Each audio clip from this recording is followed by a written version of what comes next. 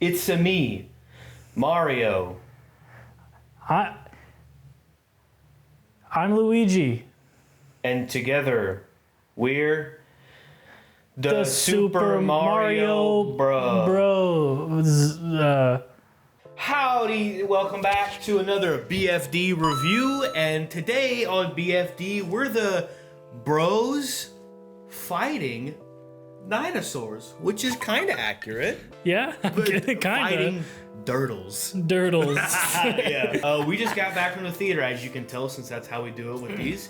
And as a matter of fact, this was actually our second attempt trying to watch the movie. Yeah, we went yesterday and we walked in and they were like, oh no, sorry, our theater doesn't work. All the lights are on? Yeah, all the lights are on. They're like, nah. Anyways, we tried again and we went and saw, like Jake said, we saw the Super Mario Bros. The movie made by your good old buddies at Illumination. And yeah, it was an experience. It's the first time that I've watched a movie with that many kids in a theater in quite a long time. I don't know when the last time I've watched a theater that I wasn't a kid in. No, it was fun. There was one time. So, skipping ahead a little bit, Princess Peach agrees to marry Bowser to save some people, and this kid she goes, okay, I'll do it. He goes, no. Let me get this out the gate. I like Illumination. I'm a big fan of all of this. You know what? I'm a fan of the MCU, the Minions Cinematic Universe.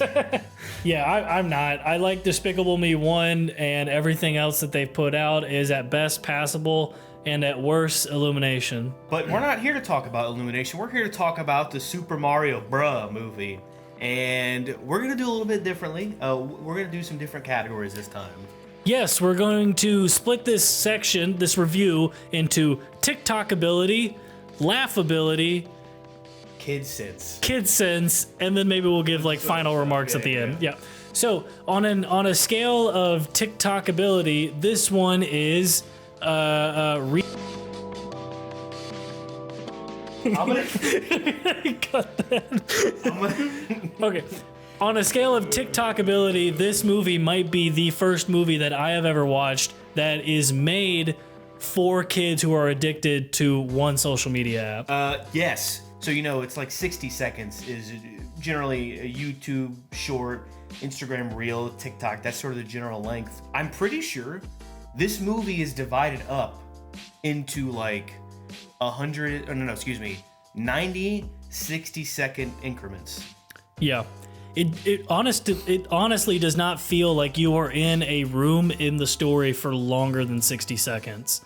And that's including the two emotional scenes. And there are only two. They're bookends of the movie, basically towards the middle of Act 1 and the very end of Act 3. That's it. It's the stuff to do with Mario and his father. Again, never really brought up. It could be thematically linked, but other than that, everything is paced out the wazoo. Yes. Meaning there is not a second to breathe in this film. Have you ever gotten on a roller coaster? Yes, I have. Imagine that. Oh, just go visit the Super Mario Land. And yeah, well, they're making one in Florida. Oh, really? Too. Yeah, Universal. You want to go? I would love to. That's the trip that I'm setting up in 2025. Anyways. BFD vlog? Oh, in 2025. Subscribe for that. Yeah. Keep your notification bell icon on.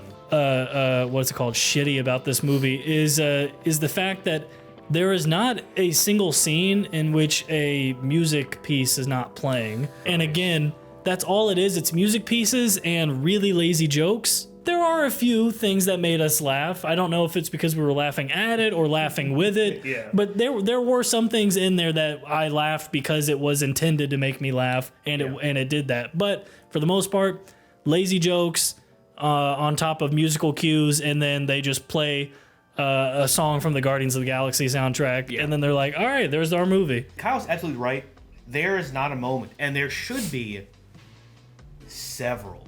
There should be several. Every scene has the potential to give it an extra minute to flesh it out, bare minimum minute, and it would be so much better. But again, it's cut in such a way that you could pull out anything, show it to a kid, and they'll laugh. Yeah. Which is frustrating. Right. Because we grew up when movies still tried, even when they were movies for kids. Not saying that every movie was.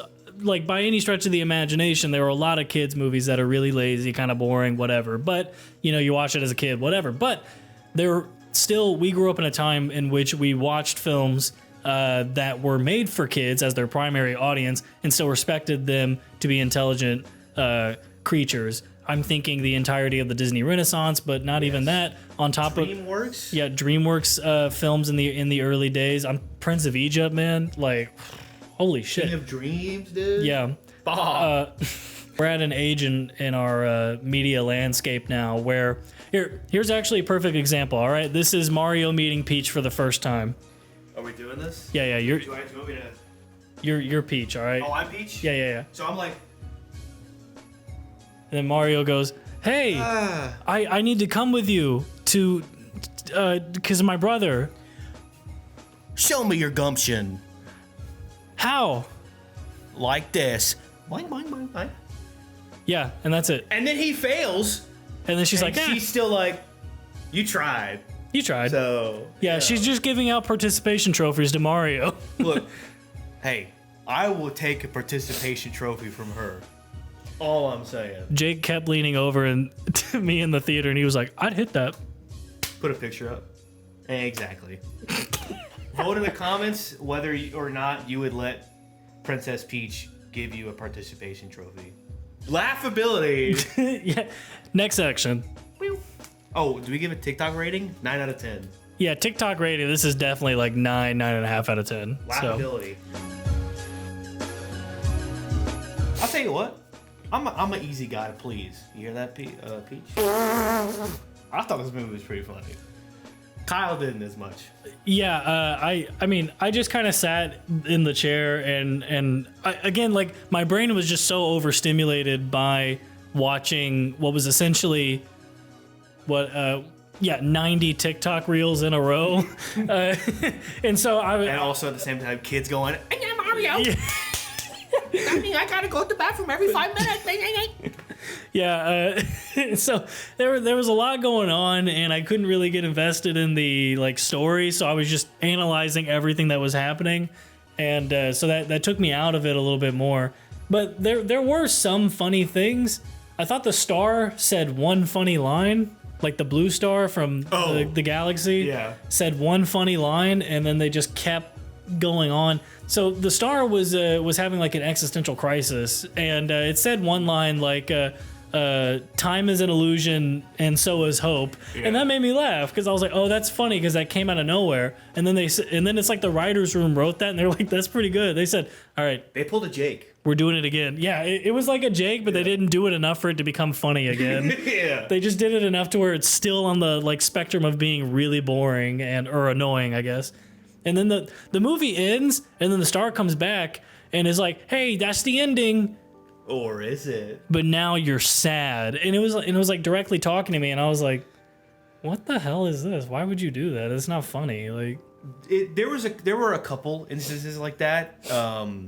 When Mario there's a little flip that he does, and what is he? He says, "Mamma mia!" Yeah. In slow-mo, and that happens a couple times. First time, hilarious. Yes. The 67th time. Yeah, every time they did a slow-mo shot of Mario jumping, I was like, okay, first of all, it's the exact same angle each time they did it, so it's like visually nothing's changed, and then all he says is something slightly different, and then you're supposed to like laugh at that. And I'm like, why is it funny because he said the thing? Yeah. Like, Mario. Kids are like, hey, he did I played that game. He got smushed. Yeah. Laughability for me is like, I guess, like a 5 out of 10, kind of average. I'll give it a 7 out of 10 on laughability. Like I said, I'm a laughy guy. So if I see something dumb, I'm like, man, when Bowser was doing his little songy song, that was hilarious. Yeah, I mean, that was kind of funny. Like, okay, so Jake just like randomly called like a guy like in the theater. We were waiting for the post-credits scene. He just called somebody and he's like trying to give him his information. He's like, yeah, my name's Jake Ferry, or gives him his like address, and in the background it's like Peach. And Ash and I were just like What's the third one? Kid sense. By that, we mean how well behaved your children will be when they watch this movie. And because of the constant stimuli and the fact that there were actually a lot of kids in there that watched the entire thing. We were sitting right next to some, and there was no crying. There was no "I want to leave." Nothing like that. There was, there was the stupid, dumb kid laugh. Okay, which made the jokes funny and dropping things. Yeah, well, that was also Ash. Drop my empty popcorn. Yeah, it's okay, sweetie. But I drop. It's okay. Just leave it. Hey, it's empty. Leave it alone. He's so triggered by that. Like the random, no. Yeah, that was so funny. Or there was a couple times when nothing happened, and then these kids on the first row were like, ah! And it was Mario going, yeah, Mario. And the kids were like, so, I mean, what's that? Dude, I gotta, look, 10 out of 10 for me on Kid Sense. Yeah, on Kid Sense, I'll say a 9 out of 10, because there were some that got, but they were younger. They were a lot younger, like 3, and so, which is too young to go to a theater. Fight me. Now, the rest of the stuff. Yeah, now the rest of the stuff. So, I liked the animation. Yes. In this film a lot. The animation looked very nice. It did. And I'll tell you what, there were not a lot of crazy cinematic things, but there were a few. There were a few things that were like, huh.